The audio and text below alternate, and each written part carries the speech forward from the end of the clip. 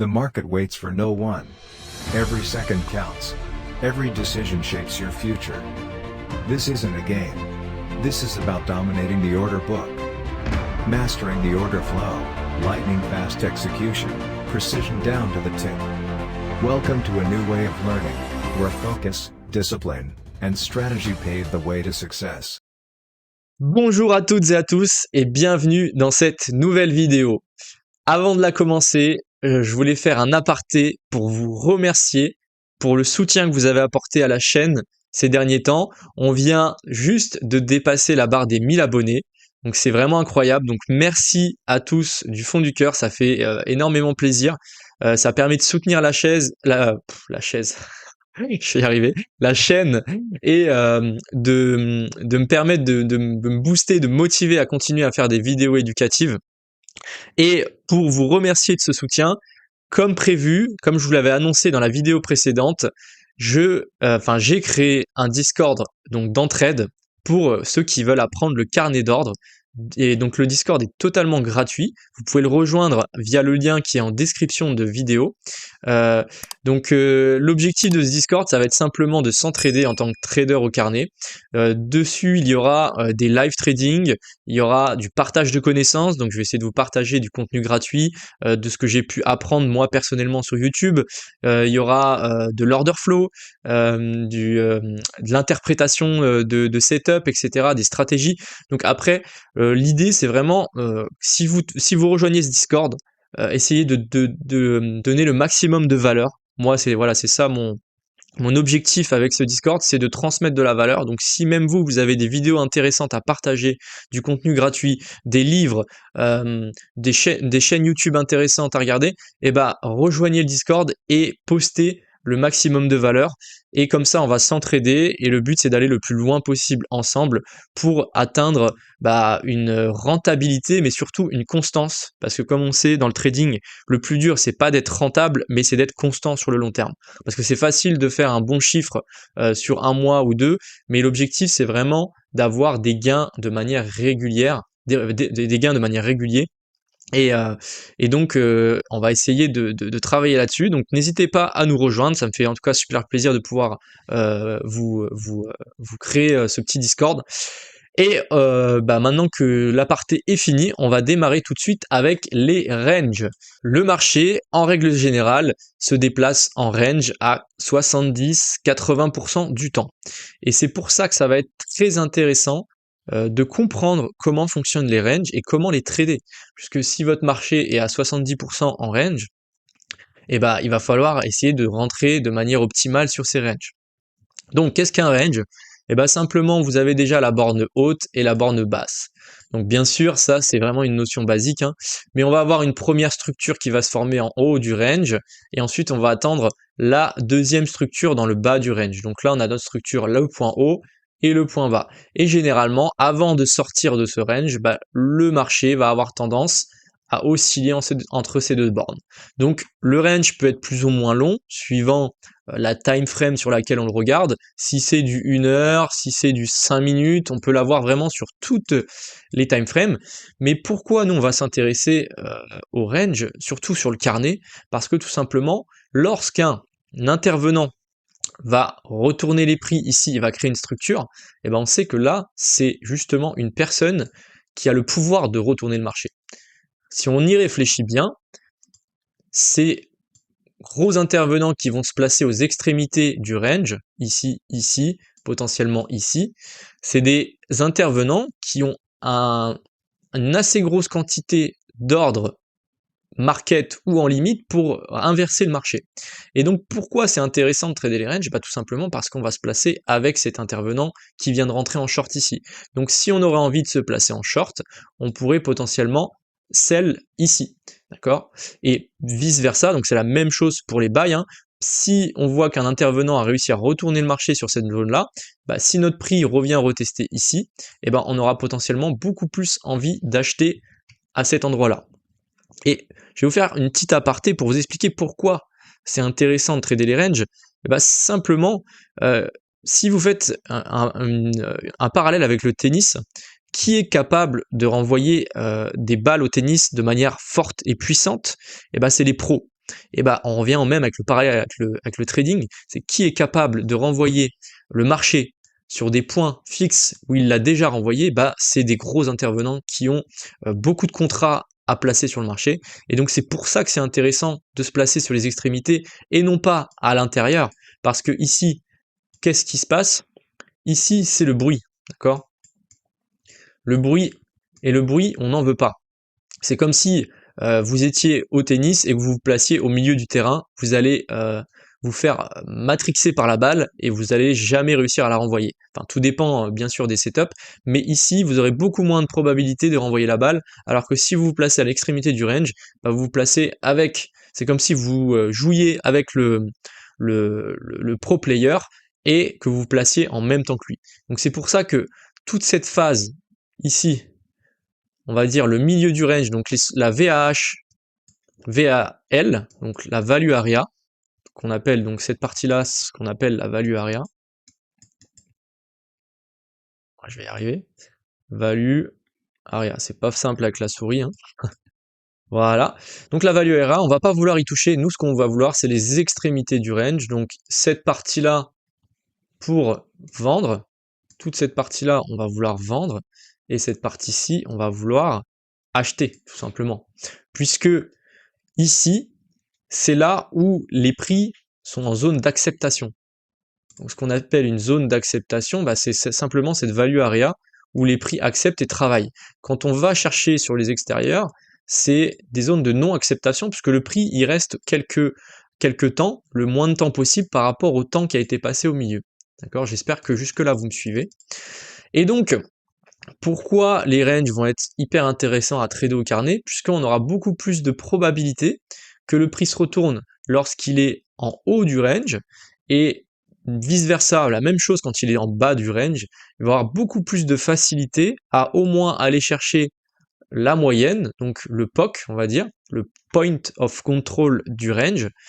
C'est la partie où généralement vous avez le plus de volume, et on va regarder ensemble comment ça se matérialise avec un volume profile.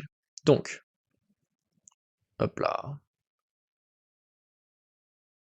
Voilà. Donc là, par exemple, je vais vous donner un exemple. Donc on est sur le Nasdaq. Là, j'ai une charte qui est en 30 secondes, pour que vous voyez que ça soit des ranges qui se matérialisent au fur et à mesure. Et qu'est-ce qu'on va voir ici? Donc on va essayer de le dessiner, voilà, au mieux. Voilà. Donc, vous avez ici votre volume profile que j'ai dessiné avec un profil que je peux ici adapter en fonction de ma charte. Et là, on peut voir qu'on avait déjà la formation d'un range. Donc à partir même d'ici, hein, vous pouvez déjà le voir se former. Ce que je vais faire, c'est que je vais le réduire un petit peu. Voilà. Déjà ici, on le voyait. Et qu'est-ce qu'on voit à chaque fois qu'on revient sur les bornes hautes et basses du range? Eh ben on a, regardez, juste ici, le prix qui vient taper la borne haute, taper la borne basse. Donc ça va jamais être pile poil, hein. Vous savez que des fois, bah, il y a des prises de liquidité, mais ensuite on réintègre jusqu'au milieu. Ici, on prend la liquidité, on réintègre le range. Et après, vous avez juste à tracer votre range comme ceci, et à l'agrandir un petit peu pour avoir les parties basses. La VAL est ici, regardez, je rachète dans cette zone, on va rechercher la moitié. Je rachète dans cette zone, on va rechercher la moitié. Donc voilà pourquoi ça peut être intéressant de se baser sur les ranges pour trader, parce que en fait, on va avoir un taux de succès qui va être très élevé. Parce que avant de casser totalement un range, généralement le prix va venir retester ses zones de support et de résistance maintes et maintes fois. Donc, et après, à chaque fois que le prix va se déplacer, on va pouvoir en retracer plusieurs, hein. Là, ici, vous en avez un aussi, on va pouvoir le placer ici. Hop. Là, on avait ce range qui avait commencé de là à là. Donc là, on a cette zone-ci. Si j'étends un petit peu, on peut, voilà, on peut voir donc cette forme de cloche, hein. Donc pourquoi c'est intéressant d'aller chercher les extrémités du range? Et bah simplement parce que vous voyez que c'est une zone ici où le volume est très faible. Et lorsque le volume est très faible, c'est une zone de non-acceptation, je l'avais déjà dit dans la vidéo précédente, n'hésitez pas à aller la voir si vous ne l'avez pas encore vue. Les zones de non-acceptation, c'est quand le prix ne veut pas travailler cette zone, et quand un intervenant a assez de contrats et de pouvoir pour pouvoir contrer le marché. Et donc, on voit que la zone d'acceptation, elle se situe ici. Le plus de volume qu'on a fait dans cette zone, par exemple, on l'a fait au niveau des 505. Donc ça, c'est une zone d'acceptation. Si vous entrez dans cette zone ici d'acceptation, vous avez énormément de chances que le prix oscille de haut en bas et en fait vous sorte, vous tape vos stop loss, alors que si vous rentrez sur les extrémités, vous avez beaucoup plus de probabilité que le prix réintègre. Bien sûr que les ranges, au bout d'un moment, ça casse, je suis totalement d'accord avec vous, mais en termes de proba, regardez le nombre de fois qu'on vient de taper le range, donc là on a eu la première touche, la deuxième, une petite troisième ici, quatrième, cinquième, sixième, septième, vous avez beaucoup plus de chances que le prix rejette la zone plutôt qu'il la casse. Et à un moment donné, il la cassera, bien sûr. Mais regardez le nombre de trades que vous auriez pu faire et gagner TP contre potentiellement, allez, ici un trade perdant peut-être parce que la mèche est partie assez haute, mais regardez ce nombre de trades. Ici, vous auriez pu vous passer à BE, ici un trade perdant, mais avant ça, vous en avez fait quand même un bout, enfin, vous avez fait quand même beaucoup de trades gagnants, ce qui vous fait normalement un ratio positif. D'accord? Donc voilà pourquoi c'est intéressant de trader les ranges. Ensuite, comment je peux matérialiser mes zones? Bah simplement, je vais prendre donc ce petit carré, et puis je vais aller chercher l'extrémité de mon range avec plus ou moins de ticks, hein, parce qu'on sait que c'est pas forcément à la lettre près, hein. Les gros, quand ils rentrent pas sur une seule zone de prix, hein, vous savez. Ils vont placer leurs ordres, ils vont les, les, euh, les splitter en plusieurs ordres sur plusieurs zones de prix, donc c'est pour ça que le prix ne respecte pas tout le temps à la lettre une zone. Et ensuite on a notre zone, donc qui est ici, on va enlever celui-ci, et on a une deuxième zone en dessous, qui est la zone d'achat, voilà, on va la placer juste ici, et là vous pouvez ensuite déplacer cette zone, et là vous avez votre range. Donc quand le prix va venir dans cette zone, on va avoir tendance à acheter. Après, à vous de créer un plan de trading en fonction de comment vous voulez trader. Peut-être lorsqu'on réintègre la zone de prix, là vous voyez qu'on est sorti de ma zone, on a réintégré, peut-être j'achète ici pour aller targeter le milieu, ou alors pour target carrément le haut. Là cette fois-ci ça marche pas, mais dans ce cas vous prendrez un BE, et ici par exemple ça marchait. Là ici, hop, on réintègre, j'achète, je vais chercher ici. Bien sûr il faut une confirmation. Comment on va pouvoir confirmer cette zone? Bah, simplement sur le carnet, vous allez essayer de repérer une absorption. On va essayer de le faire en direct. Regardez, par exemple, ici on a un range. Alors, on va prendre donc ma petite zone ici. Hop, on va le copier-coller. Voilà, super. On va le prendre, on va le placer là. Donc, là, ce qu'on peut voir, c'est qu'on a un range qui est beaucoup plus gros, hein. Regardez, si vous voulez délimiter ce range, donc là, on a un range plutôt qui se dira en 5 minutes. Et regardez comment ça réagit. On est venu sur cette zone, on réagit fortement. Donc là, on voit qu'on a notre bas de volume en dessous de la VAL juste ici. Donc là, c'est plutôt une zone d'achat. Donc là, on vient de réintégrer. Peut-être que si on voit ici, au retour sur la VAL, une absorption, eh ben on pourrait tenter un achat pour potentiellement aller chercher le POC, parce qu'on sait que c'est une zone d'acceptation, le VPOC. Donc on sait que c'est une zone qui va faire aimantation sur les prix. D'accord?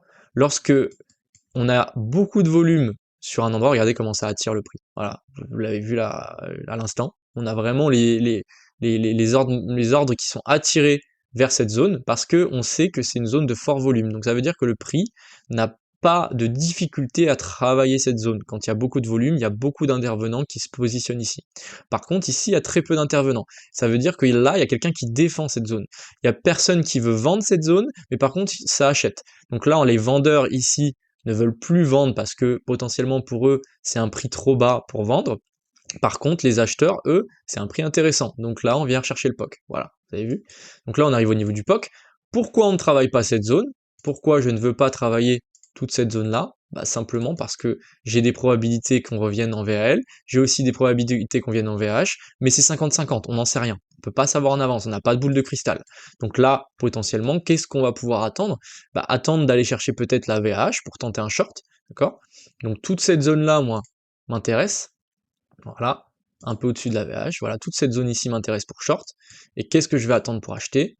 Qu'on revienne dans cette zone basse. Parce qu'on voit que pour l'instant, les vendeurs n'arrivent pas à vendre cette zone. D'accord? Ce qui correspond aussi à une zone de support que j'ai matérialisée ici à 495, et c'est pour ça que les zones de support aussi sont intéressantes à tracer en comment dire ça? En parallèle de vos zones de volume. Donc là, on est dans cette zone, donc pour l'instant, on n'est pas censé intervenir, on n'a pas envie d'être en trade dans le bruit, parce que là, imaginons que j'entre en trade ici, j'ai beaucoup plus de chances que le prix oscille et fasse n'importe quoi, puisque c'est une zone d'acceptation, donc il peut très bien rester ici quelques minutes et aller en haut et en bas. Et donc, pour moi, ce serait pas intéressant. Donc, la prochaine zone intéressante, s'il vient dans la zone des 550, ça serait un short. Et là, potentiellement, un achat. Voilà, ce que je voulais rajouter aussi, c'est que lorsque on va se placer au milieu du range, donc comme j'expliquais dans le bruit, où il y a le plus de volume, et ben en fait, vous vous placez avec des traders qui sont en train de FOMO. Si on zoome un petit peu ici, qu'est-ce qu'on voit? Eh ben, simplement, on est en train de vous remarquer que cette impulsion ici, si admettons que vous vous placez sur le VPOC, bah vous vous placez sur une zone où il y a eu du FOMO. Parce que là, on voit 1, 2, 3, 4, 5, 6, 7 bougies vertes. Et bah là, imaginez-vous bien que le trader retail ou le trader qui est impatient va rentrer avec cette impulsion de prix dans cette zone-là, après 3, 4, 5 bougies. Donc en fait, vous rentrez sur des zones de prix qui sont pas du tout pertinentes. Vous rentrez après un fort mouvement. Donc c'est pour ça aussi que la plupart des traders se font piéger, puisqu'ils attendent déjà une impulsion avant de rentrer, alors qu'en fait il faudrait rentrer à la base du mouvement. Et c'est pour ça que les ranges sont intéressants, et les zones de support et de résistance aussi, puisqu'elles vont vous permettre de rentrer sur des zones pertinentes de retournement. Et non pas de rentrer dans cette zone. Regardez, là vous serez rentré sur cette zone de prix, je sais pas, sur un retest VPOC, vous auriez fait quelques ticks et ensuite le prix serait retourné et là vous serez piégé. Donc vous voyez comment c'est. En fait, si vous rentrez en plein milieu d'un range, vous avez une faible probabilité de gain. Alors que lorsque vous allez rentrer sur les extrémités du volume, et vu que c'est des zones de non-acceptation, on sait que pour l'instant, à ce moment T, le prix n'accepte pas les 496, donc en dessous des 500, ça commence à être compliqué, et même chose au-dessus des 558. Donc on sait qu'ici, ces deux zones, voilà, qui sont intéressantes pour travailler le marché, et non pas se retrouver bloqué entre ces deux zones, parce qu'on ne veut pas être dans le bruit, on veut être avec les gros joueurs. Les gros joueurs, comme je le rappelle, c'est justement ces personnes qui arrivent à retourner le marché de manière efficace. Puisque pour pouvoir retourner le Nasdaq en période US ou en période de Londres, peu importe, faut être un sacré gros joueur, il faut avoir un bon nombre de contrats. Donc là, à l'heure actuelle, certes, il n'y avait plus assez de vendeurs, mais il faut quand même pouvoir injecter assez de contrats pour faire ce mouvement-là à l'achat. Donc là, le prix va revenir petit à petit dans ma zone. Donc on va essayer peut-être d'intervenir si on voit potentiellement un setup d'entrée. Hop. Voilà. Donc la zone qui m'intéresse, je rappelle, c'est à partir de la VAL, donc à partir des 500. Donc si on revient sur les 500 et qu'on a une zone intéressante pour un petit scalp, on le prendra. On n'est pas obligé d'aller targeter beaucoup de points, hein. On peut seulement aller chercher peut-être une quinzaine, une vingtaine de ticks. C'est déjà très bien, hein. Et si le prix revient pas dans notre zone, on va pas chasser le prix, d'accord? On va juste attendre qu'il arrive gentiment nous voir, nous chercher, qu'on va voir. Donc là, sur les 504, ça bloque un petit peu, mais pour l'instant, pas vraiment de signal d'absorption. Donc là, on est sur le Nasdaq, donc c'est un peu plus volatile, mais j'aime bien des fois trader un petit peu le Nasdaq le matin, période de Londres. Vu que le S&P 500 est beaucoup moins volatile, ça permet d'avoir des setups sympas. Donc là, on a un petit signal d'absorption qui n'est pas encore bien clair. On va voir si on continue de vendre. Pour l'instant, ça vend encore. Moi, j'aimerais bien qu'il passe sous les 500. Voilà, par ici. On va voir ce qu'il dit. Je vais reset mon inside print. Là, on commence à avoir quelques acheteurs. Là, c'est pas trop mal ce qui se passe. On va voir si ça continue ou si c'était juste un... Là, on a piégé les acheteurs pour l'instant. Donc, là, je vois rien de clair. J'aimerais bien qu'on descende encore un peu. Peut-être aller chercher carrément les 96, 95. On va voir. Voilà. Là, je vous prends carrément un trade en live, hein. Ça, vous allez pouvoir voir un peu la méthode, à quoi elle consiste. On va voir, hein. Ça se trouve, ça va pas tenir, hein. Ça va peut-être break. C'est fort probable, hein, parce que c'est une zone qui a déjà été travaillée beaucoup de fois. Donc on va essayer. Ah, là on a peut-être un petit setup d'entrée, on va le tenter. Order place. Sur les 96,50. On va voir s'il vient me prendre ou pas. Order Un peu cancel. plus haut. Allez, je vais essayer de 97,25. On va le tenter. Ah, et il part sans moi. Vous avez vu? Regardez la puissance. Là, j'aurais déjà pu sortir ici. Paf, petite ordre limite ici. Là, j'aurais pris une vingtaine de ticks. Malheureusement, il m'a pas déclenché, donc vous pouvez pas être déclenché tout le temps. Mais regardez comment ces zones en live, hein. Donc là, vraiment, il n'y a pas de truc. En plus, on est à Londres, hein, donc c'est pas forcément le meilleur moment pour trader les marchés US. Mais regardez, je me suis Order pas fait cancel. déclencher, malheureusement. J'aurais peut-être dû être un peu plus agressif. Mais regardez, là, j'aurais déjà pu faire un petit scalp, sortir sur les 505, et ça m'aurait fait déjà un beau petit trade. Et ça se trouve, le trade va peut-être aller rechercher le POC, on n'en sait rien. En tout cas, on sait que ici, c'est une zone pour l'instant de non-acceptation. Donc pourquoi on la travaillerait pas? Voilà. Voilà. Donc là, vous avez le petit exemple basique, hein. Mais voilà, après, le range, vous pouvez le tracer sur une beaucoup plus petite unité de temps, hein. C'est-à-dire que si votre range, admettons, là pour l'instant, on a un range qui est en train de se former entre là et ici, je peux très bien faire ça. Il n'y a pas de règle. Je peux très bien faire ça. Hop, descendre, hop, ici. Et pour l'instant, on est bloqué entre ce range-là et ce range-là. Donc moi, ce qui m'intéresse à faire, pour l'instant, c'est short en haut, parce que là, on voit clairement qu'on a un short, qu'on a quelqu'un qui short en haut, et acheter en bas. Voilà notre range. Voilà, pour l'instant. Ok, donc maintenant qu'on a vu les ranges, on va s'intéresser plus particulièrement au volume profile. Pourquoi c'est intéressant de le regarder également et comment on peut l'utiliser. Donc le volume profile, c'est la même chose que les ranges avec le volume comme je l'ai tracé tout à l'heure. La seule différence, c'est que là, vous avez votre volume sur la journée. Donc la journée, ça va vous donner des zones d'acceptation des prix et des zones de non-acceptation. Et simplement, vous allez prendre un outil comme un rectangle et vous allez pouvoir tracer vos zones comme ceci. Et là, qu'est-ce qu'on voit? On voit une zone de faible volume, vous voyez ici? Non-acceptation.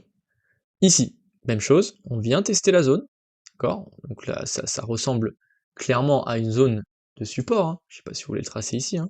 Mais regardez, ici, on vient taper, on rejette, d'accord? Et en fait, ces zones de non-acceptation de faible volume vont être corrélées aux zones de support et de résistance, tout simplement parce que vos zones de support et de résistance, c'est des zones où le prix tape et rejette. Donc en fait, c'est vraiment une zone où le prix n'a pas le temps de s'exprimer, n'a pas le temps de rentrer assez de contrats sur le marché pour créer du volume. Et c'est donc pour ça que c'est des zones qui vont être intéressantes à trader.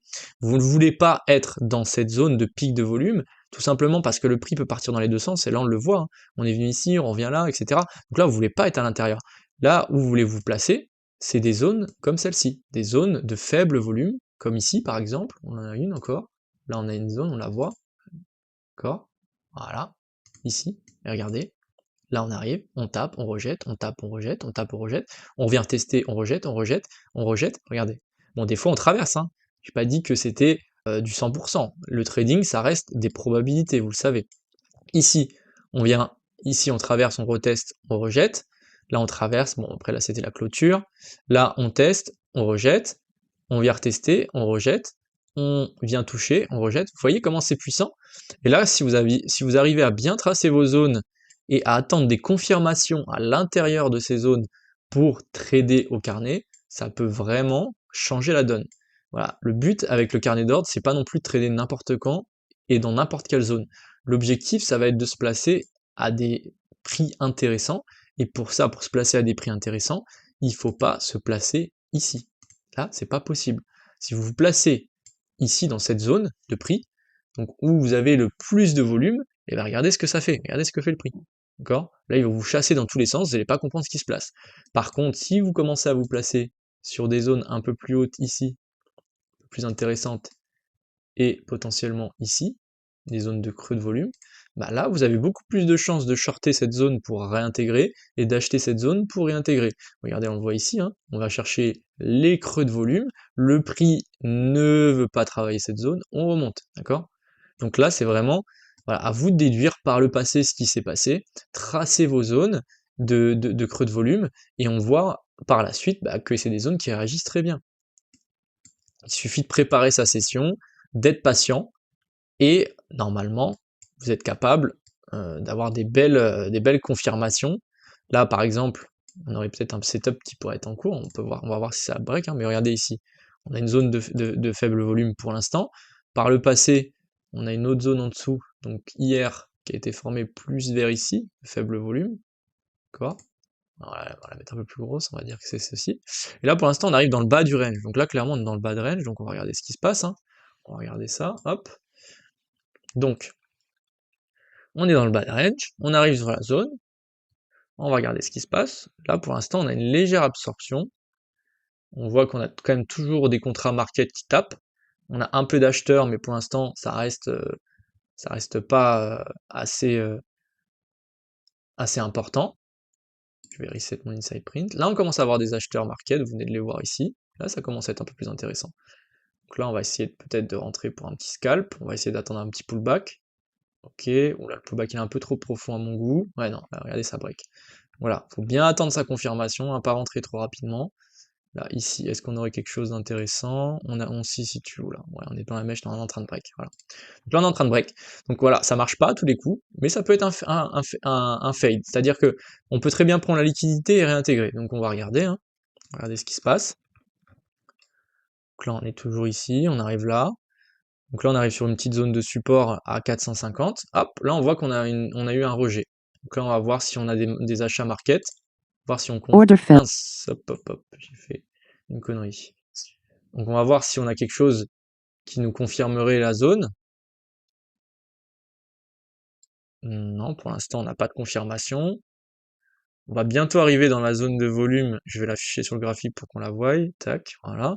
Donc là, une zone de faible volume juste ici au niveau des 438. Donc on va l'attendre, hein, tranquillement.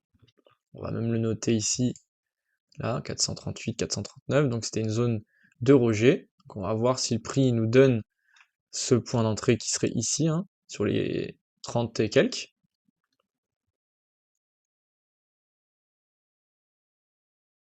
Bon, pour l'instant, on n'a pas ça. Pour l'instant, ça reste toujours bien vendeur.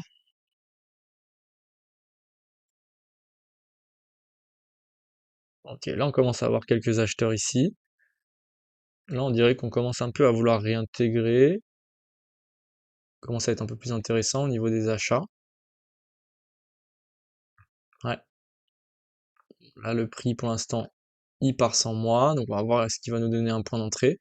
Regardez, vous avez vu comment ça réagit? Bon, on est arrivé un peu plus haut que la zone, mais je vous avais dit, là on est sur le ball range, on peut très bien faire un fake out et réintégrer. Et là c'est ce qu'on est en train de faire, tout simplement.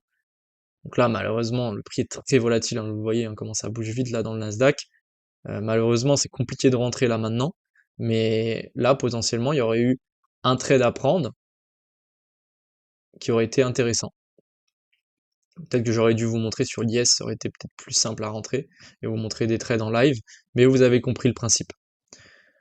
Voilà, donc j'espère que la vidéo vous a plu. N'hésitez pas en tout cas, si vous avez appris des choses, à mettre un petit like sur la vidéo, ça fait toujours plaisir. Si vous avez des questions, vous pouvez m'envoyer un commentaire et j'y répondrai. Et puis je vous invite à vous abonner si vous voulez suivre les prochaines vidéos de la chaîne et nous rejoindre sur Telegram et Discord. Et je vous souhaite une bonne fin de journée. À la prochaine la team. Ciao.